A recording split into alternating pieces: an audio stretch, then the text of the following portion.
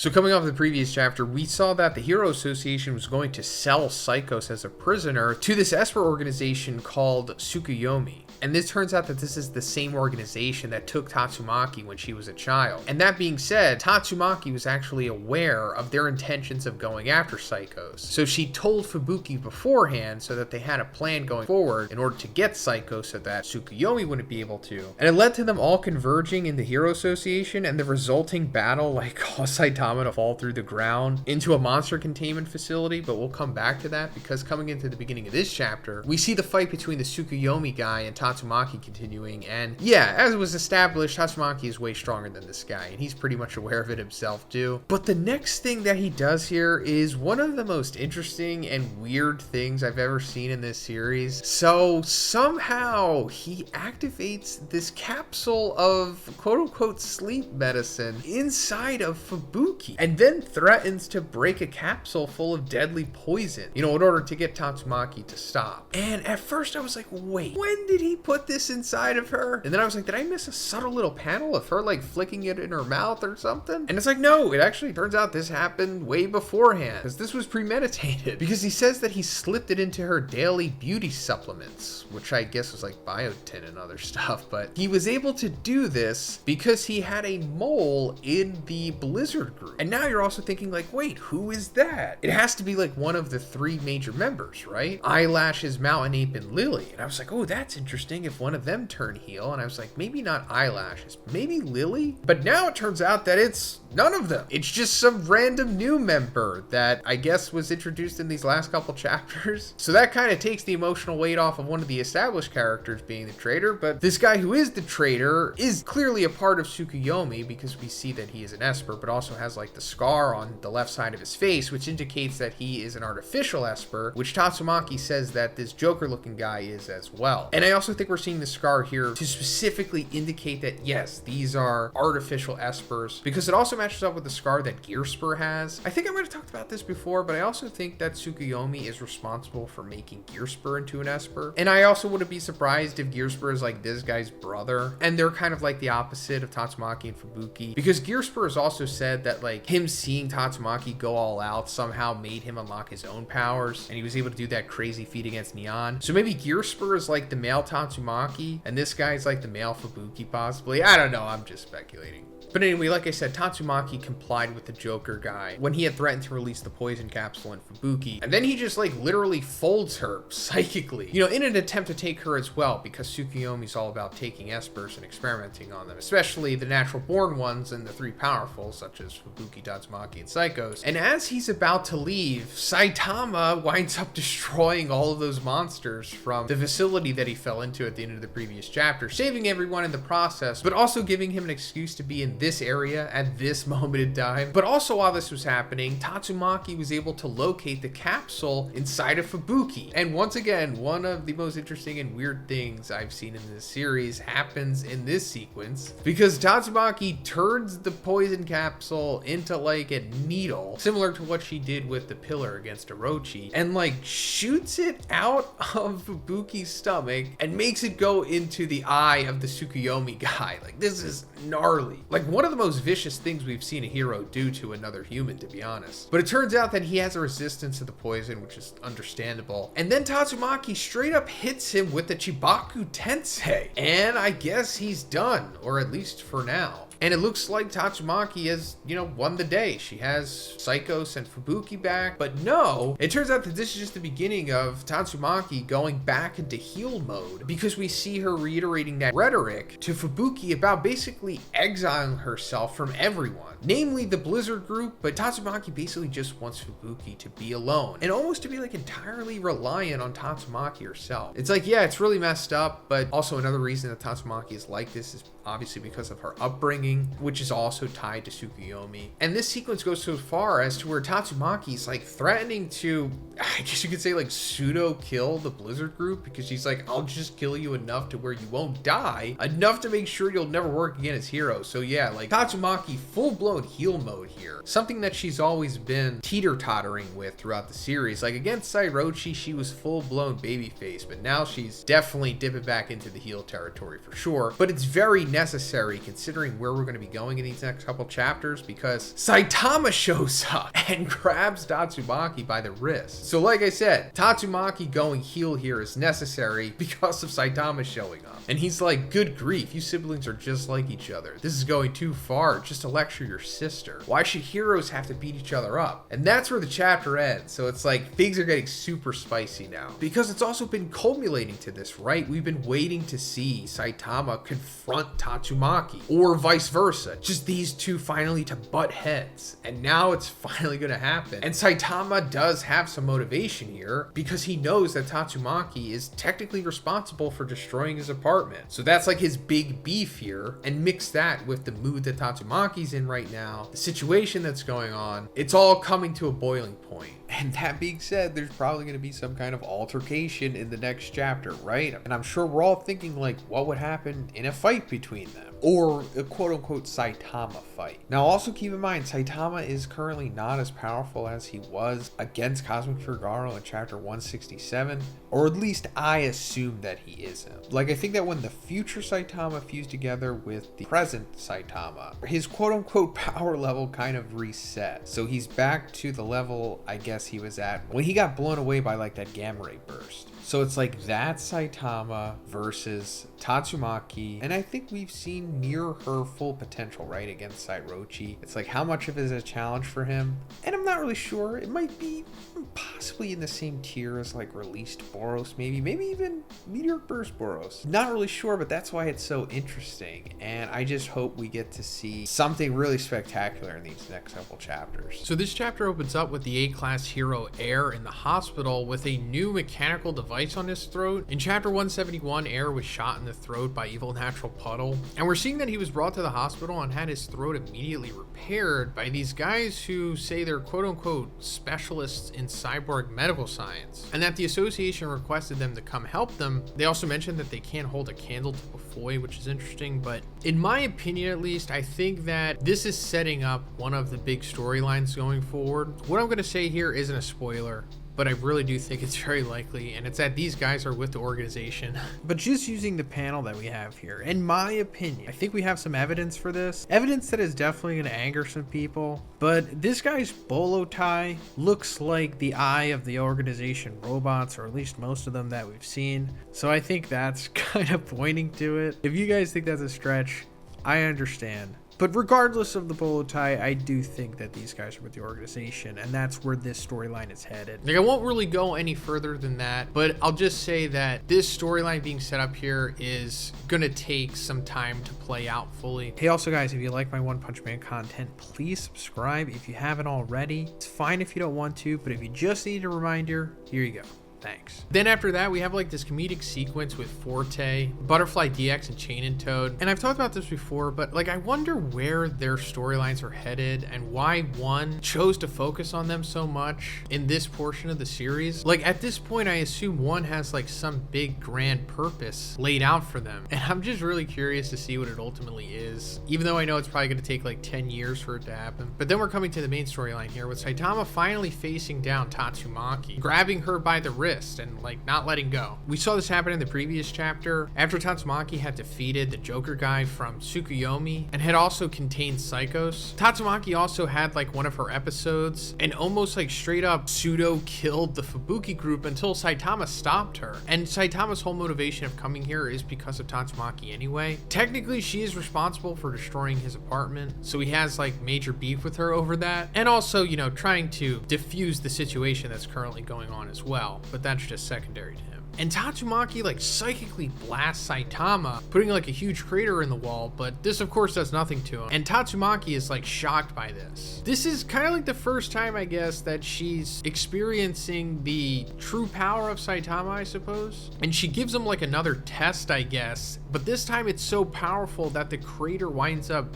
spanning like miles. And she keeps going at Saitama using what Fubuki says is her full power, and it's kind of just, as he says, making his muscles twitch. And then Saitama like yells to Fubuki saying, "I'll do something about Miss Stubborn, so you take everyone here and evacuate." She's like, "Understood." And this like triggers Tatsumaki. She's like, "Oh, you're awfully familiar with my little sister, aren't you? Why could that be? If you aren't her underling, then what exactly are you to her?" So I really like this sequence because this is totally how Tatsumaki would react to somebody being cordial with Fubuki, because obviously Tatsumaki is very possessive of Fubuki and jealous as well. And Saitama pretty much just says that he's nothing to Fubuki except an acquaintance. And this like crushes her, like putting Fubuki in the acquaintance zone. And Tatsumaki's like, "Oh, why would you get this desperate over just an acquaintance?" And in my opinion, I think that this is setting up the inevitable relationship between Saitama and Fubuki. And I know it's probably going to annoy some of you out there, but I really do think that's inevitably what's going to happen before the story's over. It's already kind of been set up when they first met, and I think moments like these are just more seeds being planted for that. I guess it's the only kind of romance that this series is really going to get, like the subtle background kind. But then Tatsumaki's like, "Well, whatever. If that's the case, then I'll test you to see if you deserve to be hanging over Fubuki like that."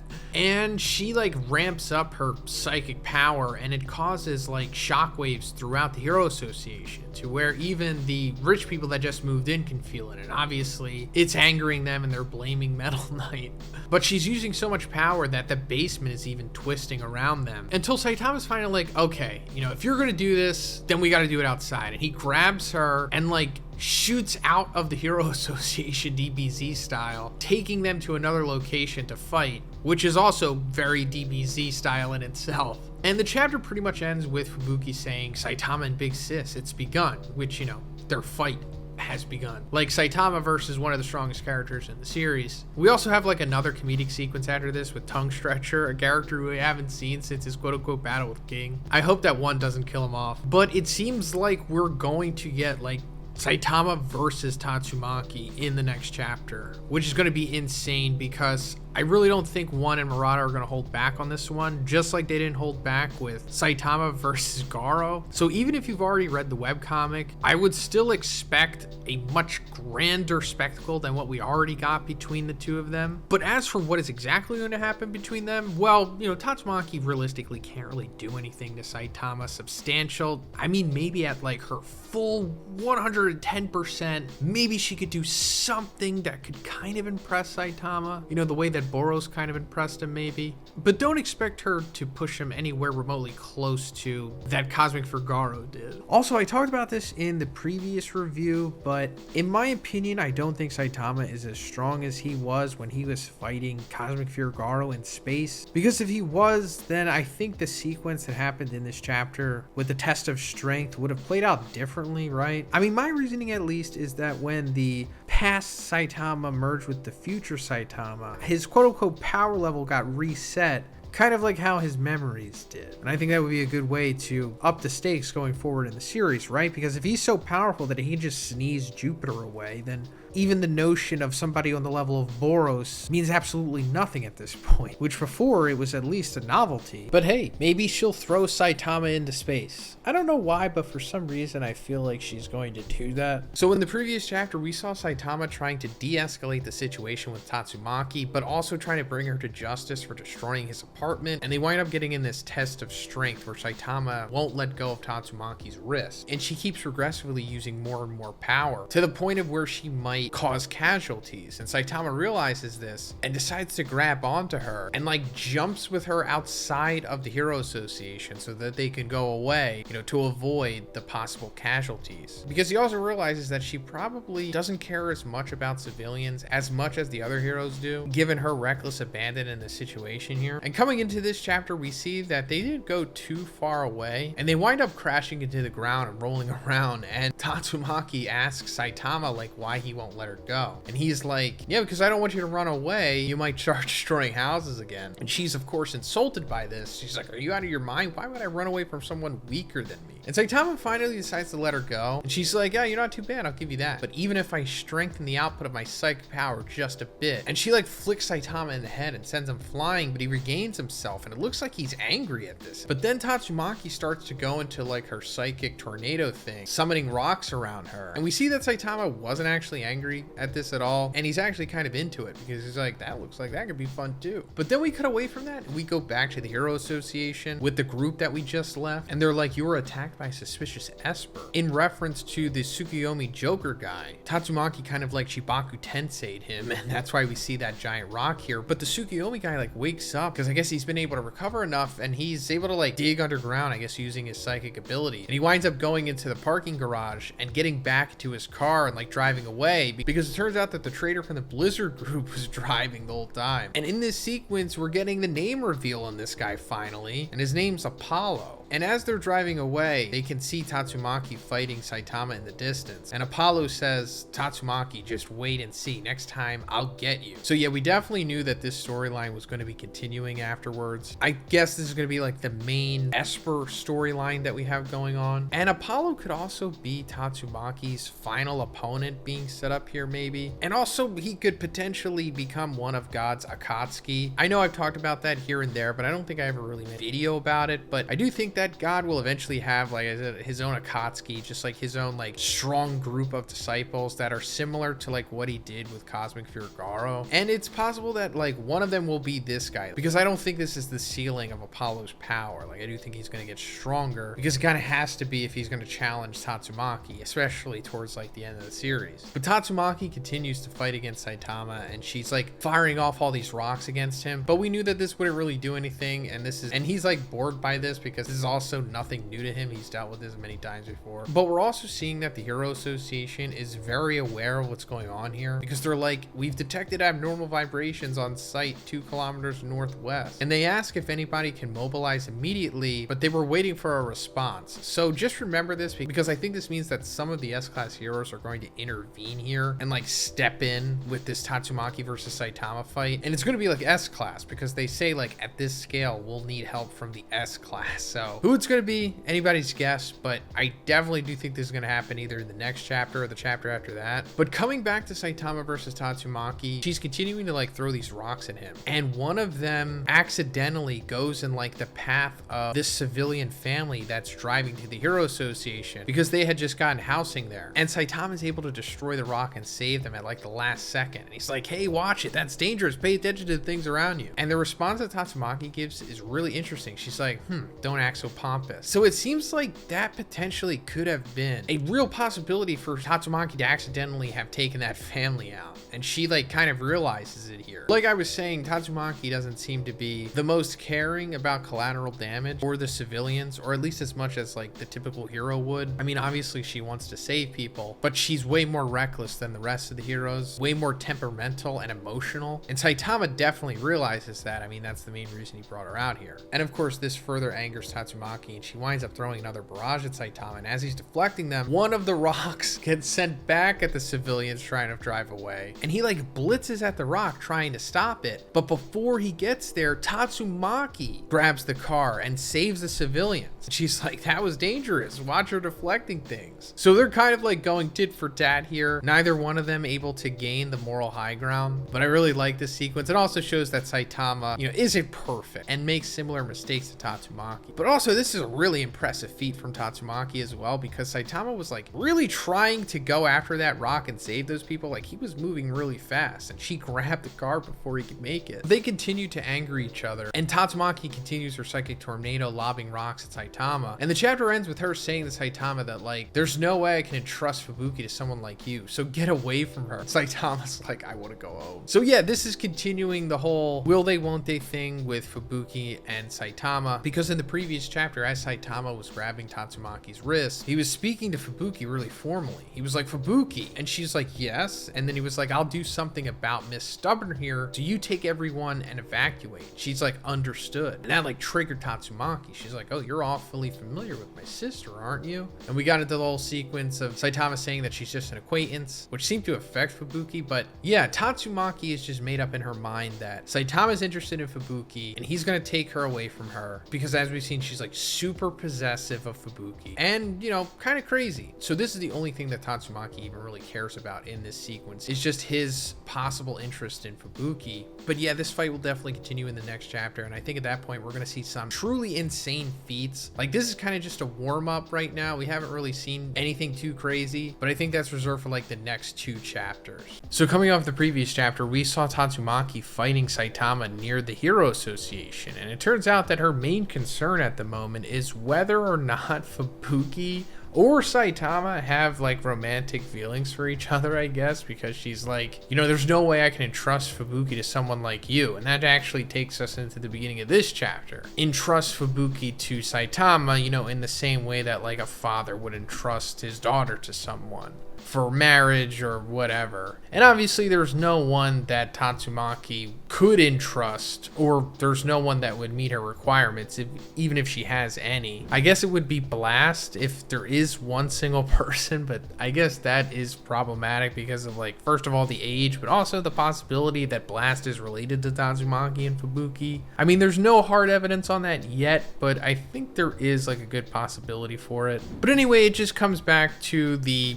in my opinion at least, also good possibility of Saitama and Fubuki having some kind of romantic connection in the series eventually, if it hasn't already been being set up already. But at the moment at least, Saitama hasn't expressed any interest in Fubuki, whether internally or externally. But Tatsumaki continues to like blast Saitama away, and we cut back to Fubuki with the Blizzard group, like back at the Hero Association, and she remembers what Tatsumaki said to the Blizzard group. I don't know, pseudo kill them or something, but she said, if none of you will cut ties, then I'll cut them for you. And then Fubuki said, now that she's gone and said that, there's no way Big Sis will back down. So it's like, yeah, it's got to the point of where it's become life-threatening. Because like I said, when Tatsumaki said that to the Blizzard group, she said that she was gonna like push them to like within an inch of their life, or push them to the edge of death, or something like that, to scare them into running away, or, you know, or whatever. So yeah, Tatsumaki really becoming unhinged over this. I mean, she's always been, especially with Fubuki, but now it's gotten so bad to the point of where Fubuki like straight up needs to leave them herself, because after this she's like, the Fubuki group is hereby disbanded, and she even goes as far as saying like, you're all too weak, you're completely useless. And of course she says that in an attempt to make them angry with her,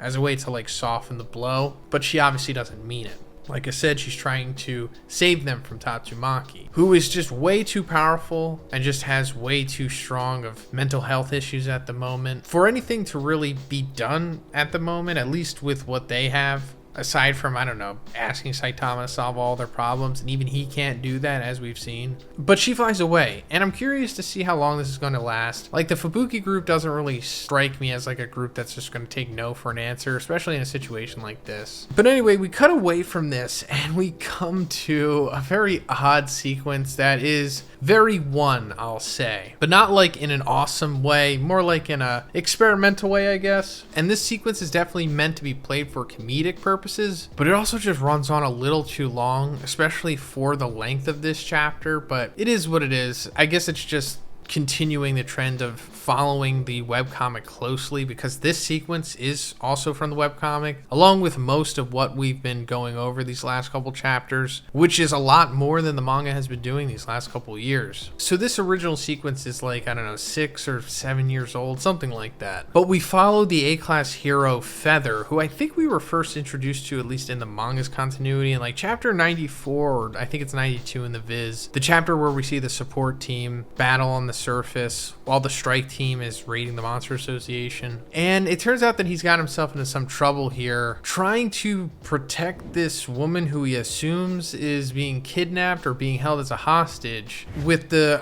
quote-unquote strongest gang in the city. But it turns out, no, that she wasn't actually a hostage, and she betrayed Feather for the boss, who has an A-class bounty on him. But she also has like conflicted feelings for Feather here, and she kind of regrets what she did. And as soon as Feather's about to go full power, now that he doesn't have to worry about her since he knows that she's not a hostage, Saitama and Tatsumaki bust through the wall and knock him out.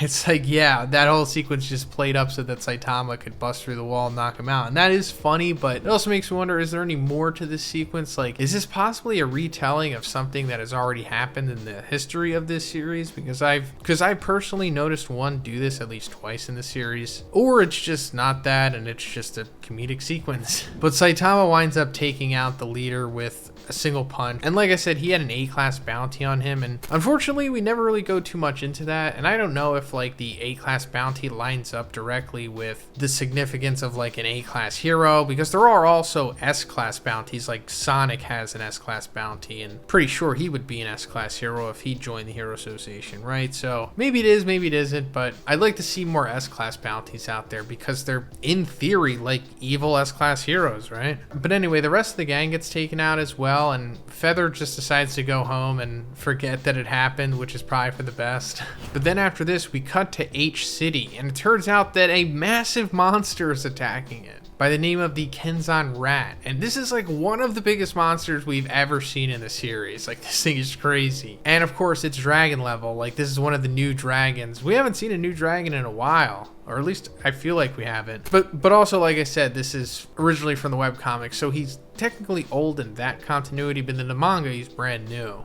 And like the only hero that's nearby and available is Metal Bat for some reason. And we see Metal Bat running to where it is. And it makes you wonder, like, can Metal Bat take this thing down? And he has fought dragons by himself before, but he never, like, I don't know, finished a dragon, I guess. Or from what I can remember, I don't think he has, at least by himself. But I'm sure Metal Bat has somehow gotten stronger since the Monster Association War, because why not? And it's like, I think that he could have probably taken this thing. I mean, it wouldn't have been easy, obviously. Like, he would have maybe had to high diff this thing if he was continually fighting it by himself, but he definitely would have gotten the job done. But of course, it doesn't matter because Saitama and Tatsumaki wind up flying through this thing as well, taking it out in the process and destroying a couple buildings. And it's like, I wonder if the fight with Metal Bat would have caused just as much damage anyway. But then Tatsumaki continues to fly with Saitama, throwing him through buildings and stuff. And Saitama's like, I told you to stop destroying everything. Why do you think we came outside in the first place? And that's where the chapter ends. And this is going to continue for a little bit more, I think. Like, we've got 2 or 3 more chapters before something significant happens, or we just come to an end of the Saitama and Tatsumaki, like, flying, fighting thing that's going on at the moment. So this chapter is continuing the Saitama versus Tatsumaki fight, and this is all that we've been really focusing on these last like 2 months, I guess, and not really much has been happening. It's kind of just been divulging into this war of attrition between who is going to be more stubborn than the other, I suppose. I mean, Saitama is trying to calm Tatsumaki down in his own way, while also trying to save everyone in the process, because she is capable of producing a lot of collateral damage and mass casualties for sure, and Saitama's definitely aware of that, despite her being,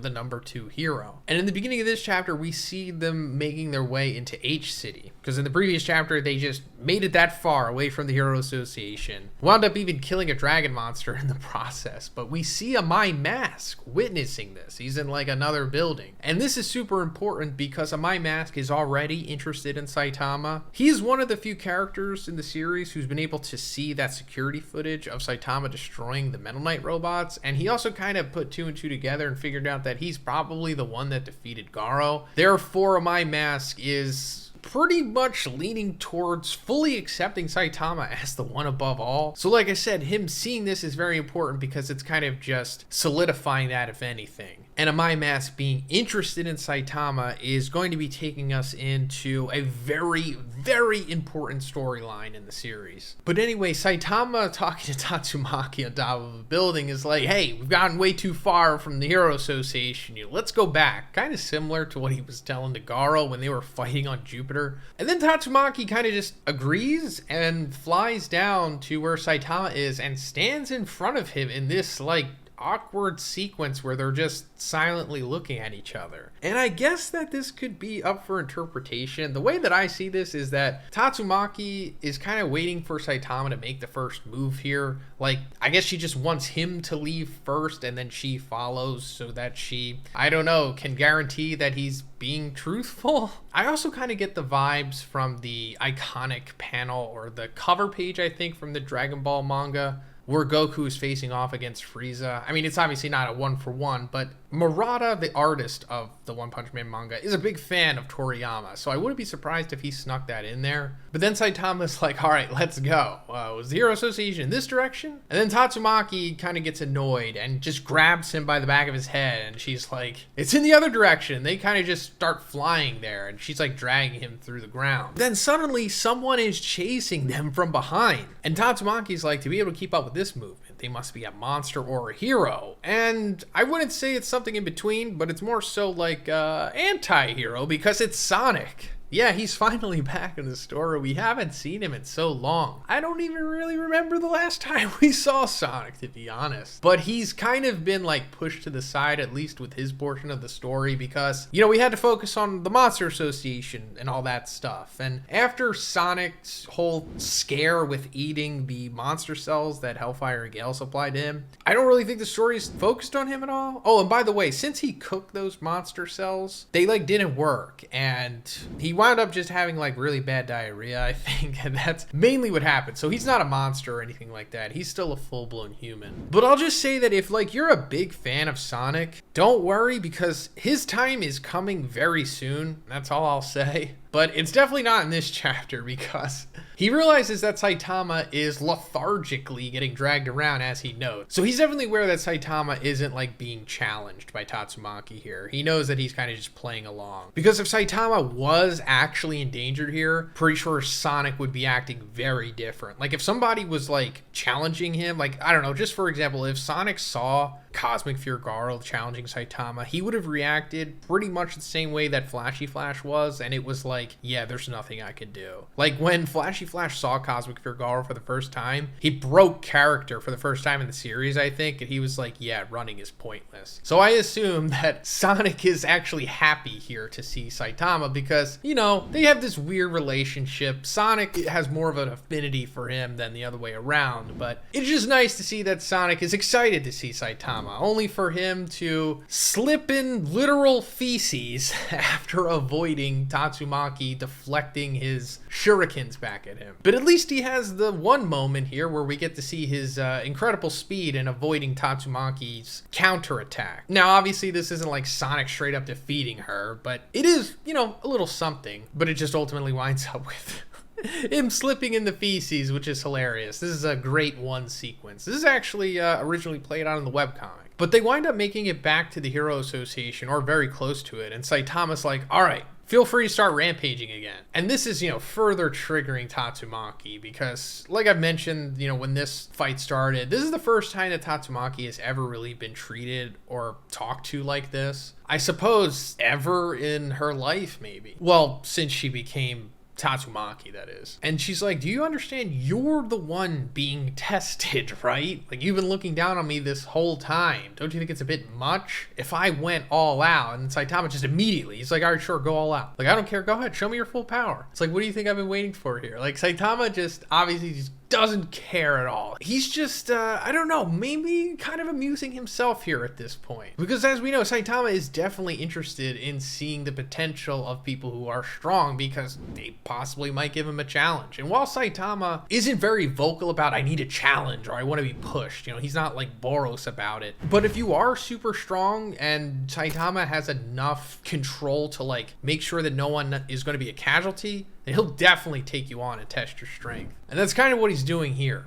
And Tatsumaki's like flustered by Saitama's reaction here. I wouldn't say she's like, you know, blushing, even though it looks like she is. She's more so just like in disbelief that this is happening more so than anything. And kind of excited that she gets to go all out, because she never really has that chance, because, you know, she's so powerful that she'll just wind up destroying a city if she does. But we cut back to the Blizzard group back under the Hero Association, and we see that some of the members are like just quitting because, you know, Fubuki told them that the group was pretty much done and that, you know, it was time for them to move on. She said this because she's trying to save them from Tatsumaki. Tatsumaki made it clear that she was like nearly going to kill the Blizzard group members in order to make sure that Fubuki wouldn't be with them anymore, because, you know, Tatsumaki has a lot of mental health issues and she's extremely possessive of Fubuki and just wants her to rely on Tatsumaki herself. So like I said, Fubuki kind of forced them away, and some of the members just really don't understand understand, the true situation going on here. But Eyelashes is the one who does. Because instead of like leaving and running away, he's actually going after Fubuki, which I really like here. Like, he's the voice of reason, and he's getting like the other core members together, like Mountain Ape and Lily. And then, I don't know, the Mohawk guy and then the guy with the bandana who may or may not have names. I don't know. But yeah, the Fubuki group isn't really going anywhere, at least the core of it. It should only really be like 4 or 5 characters, to be honest. But I like that Eyelashes is the one who's staying true. And he's like, anyone who wants to get stronger, come with me. I don't want to go too deep into this, but him saying the whole get stronger thing, it has something to do with Fubuki for sure, and her current state of mind. But also, there was like this bonus chapter, I think from volume 17 or something, or I don't know, whatever volume had a bomb on the cover. But it was following Glass's story. We actually saw him in season 2. He was a part of Death Gatling's team that went against Garo, but he was originally in the Blizzard group as well. And afterwards, he wound up meeting with Glasses. Like, this was after Glasses' fight with Garo. And he saw that Glasses was like progressing in strength, and it kind of inspired Eyelashes. And I wonder if that's echoing now. Even though that bonus chapter came out like 5 years ago, I still think 1 is continuing the same character arc with the Eyelashes here. And yeah, I just like this character. I really like how 1 just treats these random characters in the series sometimes, like, Eyelashes or Snack or Dr. Genus. But we come back to Saitama taking on Tatsumaki, and Fubuki is like very close to the battle here, and she's seeing that Tatsumaki is going all out. Like, it's just chaos out there. It looks similar to when she was fighting against Sairochi. And they wind up passing by Fubuki, going all the way back to Saitama's apartment, and King's actually there, but he's getting caught in like the battle as well, and he's like, the elevators are shut down, I can't go back home. It's like, I wish Saitama was here. Like, he originally just went to Saitama's apartment because he wanted to like play this fighting game with him, and conveniently Saitama's right there, and he like winds up jumping on the wall, but then just completely stops his inertia when he sees King, and he's like, oh, hey King, you came here to play some games? Sorry, maybe later. And then King's like, what are you doing? And he's like,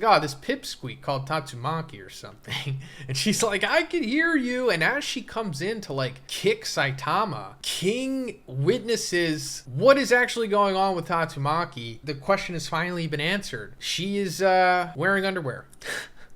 So yeah, here it is. And this sequence did happen in the manga, but not exactly like this. It played out a little differently, timeline-wise, but it more or less kind of looked like this. Now, what do I make of this? I would say that this is not true. It's kind of just like a funny gag for the manga, but like, there's no way that she could be wearing this. If you go back and like look at the other panels, obviously she's not wearing this the whole time, and it only really comes to light in the ending of the chapter. But I think this is more so just to put it across that like, hey, if you're wondering, yes. Now stop asking, because I'm sure that that's like one of the most asked questions that one of Murata get. But I'll say realistically, there's really no way that this would work. She would have to have some kind of like special type of device or apparatus thing that I think girls wear when they're wearing the workout pants, if you know what I mean. But that's neither here nor there. That's where the chapter ends. King somehow becoming the true winner of this chapter. All right, so coming off of the previous chapter, we're seeing the fight between Saitama and Tatsumaki continue, but in this chapter, it's going to be coming to an end finally. Not that I needed it to, but we'll talk about it. But in the beginning of this chapter, we're seeing the hospital where Forte and Air are. Previously, we saw that Air got shot in the throat by the remnant of evil natural water, and that he was being fixed by some of these new doctors that we saw in the Hero Association. I speculated before that these guys are from the organization. Bolo Tai kind of looks like the organization I, at least from G4, and they're talking about cybernetic stuff, and now we see that they fully have done that, and now even his eye is cybernetic too. I think this means that for sure Air is going to be like one of the rogue agents going forward, because I said that these guys are from the organization, they're all making robots, and it's going to go into the next big arc of the series that I'm not really sure when we're going to go into it. It could be the next big arc, or they might go into ninja stuff afterwards. But anyway, just look out for Air to be important, and he's going to be like a cyborg bad guy pretty much, which they were kind of setting him up for anyway. Also, if the audio sounds weird, I'm sorry guys. I've been in Tokyo these last couple days, but right now I'm like outside in a park because this is like the only chance that I had to record this video, so forgive me for that, but I'm trying. But anyway, we see Saitama like coming back to the apartment where Forte is, or the hospital portion of the Hero Association, after like fighting Tatsumaki. And this is the sequence where Forte essentially realizes that Saitama is truly the one above all. now. Like before, he was still in delusion about it because he didn't really get to fight him. He wound up getting hit by a car because he had his headphones on, and that's why he's recovering in the hospital right now. But now that he sees that Saitama is like fighting Tatsumaki in this like city leveling event, like the perspective that he sees is crazy. So he realizes that like, oh, okay, yeah, there's no way I can beat Saitama. He's very likely to be the one above all. And like I've also said in these reviews for the last couple months, I don't know what the future of Forte's character arc is or what his significance is later on in the story, but he seemingly will have like a big one. I mean, aside from just protecting Rover and Black S. But we're coming back to Tatsumaki fighting Saitama, and we're seeing the Blizzard group observing it because, originally they were kind of like banished by Fubuki and Tatsumaki, but then Eyelash was like, nah, we're going back to Fubuki and we're sticking with her. But as they're watching like this massive city leveling event happen, the one Mohawk member is like, what is headquarters doing? Do we even know what's going on? And he's looking at his, risk communicator thing. And I guess we don't know what's going on with this guy because he comes back at the end of the chapter. And I'm just gonna fast forward to that real quick because after everything resolves, he looks at Fubuki and he's like, Lady Fubuki, actually. And she looks to him and they go, huh? And that's where the chapter ends. So I'm probably missing something here because, to be honest, I haven't been able to go over this chapter the way that I've wanted to since, like I said, I'm in a park right now. But I think this is probably going to be like a twist thing that's leading into the next chapter. It could be something to do with Psychos, most likely. I guess that's what it is. But anyway, back to Saitama taking on Tatsumaki. We're seeing that she's starting to gas. And it's understandable. I mean, she's fighting Saitama, who is the one above all, of course, and she's going all out like she hasn't been able to do before. And she still is recovering from her battle with the Monster Association and all that stuff. So this is kind of like her excuse to stay protected in the eyes of the power scale, I suppose. I mean, obviously we knew that she was never going to defeat Saitama, but this is just, bringing it down to her ultimately coming to her limit. But then we get some narrations and it says that she had assumed that such an opponent was only possible on Blast. So later on in this chapter, we're going to find out that Blast is more of the crux of Tatsumaki's character than what we originally thought. But anyway, we get this amazing sequence where Tatsumaki makes like this tidal wave of debris and like earth, and it like consumes Saitama, and it's amazing. But we knew that this wasn't going to do anything because it's like effortlessly unharmed, and it's like that's the problem here. Tatsumaki is only like throwing rocks and stuff at him, and Saitama's been like talking crap on that since the beginning of the series. He's like, oh yeah, all you can do is throw rocks, like that's not going to do anything. It's like not even a gamma ray burst is hurting Saitama. You need to do some crazy stuff. So then she gets desperate and just starts grabbing Saitama like the being of himself and tries to lift him this way. And this goes back to an iconic sequence from the webcomic where she originally tried to lift him, but it's playing out better in the manga here, in my opinion. But she's also saying like, I'm using so much force to blow him out to space. How is he, still staying on the ground? And this goes back to what we talked about before. I was like, yeah, she's probably going to try to throw him into space. And I thought that maybe we were literally going to see that play out, but no, she's kind of just saying that I guess that was her intention. Like that's how much force and how heavy Saitama is. I mean, if Saitama was really trying, I'm sure he can become as heavy as the Earth, if not even heavier. I know that sounds weird, but I'm just saying Saitama can probably become as dense as a planet if he needed to. I mean, he sneezed away Jupiter. Come on, guys. It's not too unrealistic. But Tatsumaki continues to get gassed out trying to lift Fubuki, and Saitama's just like, you view human relationships too lightly. I mean, you're being stopped right now by the power of Fubuki's mere acquaintance. And that was like, the big burn a couple chapters back. Saitama calling Fubuki her acquaintance, and clearly that affected her just as much as it seemed to affect the audience because, there's definitely something there between Fubuki and Saitama, if not more so on the side of Fubuki, if anything. But we're going into this flashback as Tatsumaki's like struggling and about to pass out of her past after like Blast saved her from the Tsukuyomi testing facility, and we see that she returned back to like where they were keeping Fubuki, and behind Tatsumaki, like all of these Apollo looking dudes, like these are other guys from Tsukuyomi, appear to stop Tatsumaki. I'm assuming these are like artificial espers as well, possibly, and she just instantly eviscerates them right in front of Fubuki, and this traumatic event like awakens Fubuki's power. So it's going back to like the origin here where Tatsumaki's saying like, I was the one who dragged Fubuki into a harsh fate. I have the responsibility to protect Fubuki without relying on anyone else. So this goes back to like why Tatsumaki is like so psychotically protective of Fubuki, because of their tragic backstory and everything that Tatsumaki had to do to save Fubuki. Yes, she did drag her into this Esper world and powers and everything, but she saved her from forcibly living with Tsukuyomi. Even though I think Tatsumaki and Fubuki's parents sold them to Tsukuyomi, but that wasn't revealed in the manga, so it's still up in the air on what's going on with that. But in this like flashback spiritual dream sequence, Tatsumaki's like running after Blast, and the narration saying that she has excessive expectations of Blast, and I'm sure Blast will respect her after she's gotten strong, wrong, and I'm sure he'll teach me a better way to lead my life. And she's like following after Blast, and it's like everything is about Blast. And this is also interesting because we're seeing that a lot of character stories are revolving around Blast, and he's like the key character and event that's like causing a lot of their storyline. We're seeing it with My Mask, and later on we're going to see it with another character who you never would have expected to be tied to Blast. But we see Tatsumaki saying like, Blast, what should I do? And as he's turning around, before you can see his face, it comes back to real time, and Tatsumaki's waking up and she's seeing Saitama's face, but with the sun above his head. This is an incredible sequence, and if you've been following my Truth About One Punch Man series, this sequence means even more to you because this is like the Ra awakening the other gods. Like in the Egyptian mythology, or at least in my opinion, Saitama's based off of Ra and Tatsumaki's based off of Bastet. If you're familiar with the MCU, Bastet is also the same god that was able to make the heart-shaped herb that gives Black Panther his powers. But we've seen Saitama do this many times in the series. He'll essentially save a character or awaken them, and the sequence will be with them awakening or opening their eyes to the sunlight coming off of Saitama's head. And it's because he represents the sun, and the sun awakening them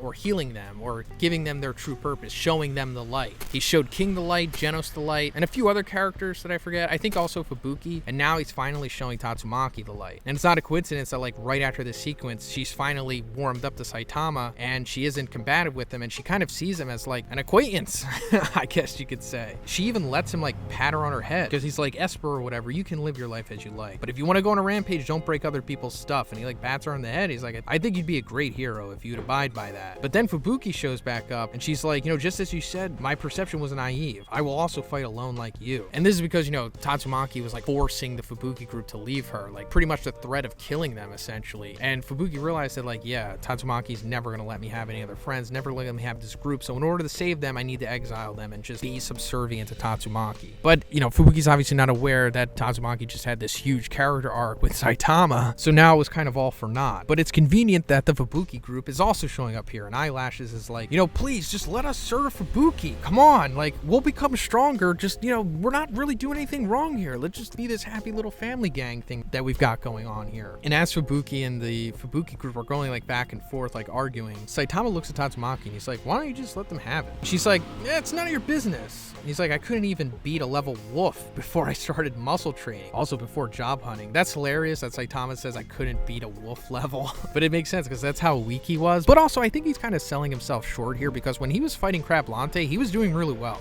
And Crab Lante was like kind of a strong tiger. But anyway, he's like, even though they're weak now, no one can tell what their limit is. And Tatsumaki's like, you know what? I guess you're right. Whatever. Let's go, Fubuki. I came here to deal with Psychos and I overused too much energy on unnecessary things. And I'll let you guys off the hook today on this Baldy's request. And Fubuki's like freaked out. She's like, I can't believe she's actually listening to him. So yeah, this is like the end of the, I guess you could say, Psychic Sisters arc, what it was referred to in the webcomic. But this is more so like Saitama versus Tatsumaki arc. But I guess this is the end of it, and yeah, they're like all cool now, and I guess you can expect these characters to get closer, especially Fubuki and Saitama. But that's pretty much it for this one, guys. Let me know what you think about this chapter in the comments, and if you like the video, please give it a like and please subscribe if you haven't already. Have a great day. I'll see you in the next one.